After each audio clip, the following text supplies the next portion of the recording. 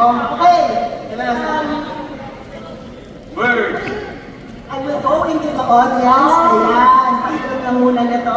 We're going to take us all back to school dahil Sara nga, di ba? So, I would like you to give me anong isang salita na laging sinusulat sa pisara niyo dati? Noisy. Noisy. Noisy. N. O. I. F. Y. Noisy. Minsan. Pinupuntahan Ko. C. Jonabel Kasi, Sabi. ng nanay Niya. Uy. kaibiganin Mo. Kahit na Noisy. noisy. palapakan natin sila. Okay, let's add some people. Ngayon, pag-isipan natin ang mga bagay na napaka-noisy. Can you please give me a thing that is very lato-lato? Lato-lato. L. A. E. O. L. T-O. Lato-lato. Hinahampas-hampas Mo. ang aking Sarili.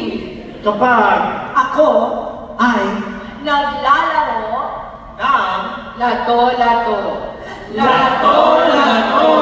Thank you, palapakan natin sila. We have a word from, I think, our youngest member in the audience. Can I have the word that you were saying earlier? Aircon. Aircon. Aircon. A-I-R. Z. O. N. Aircon.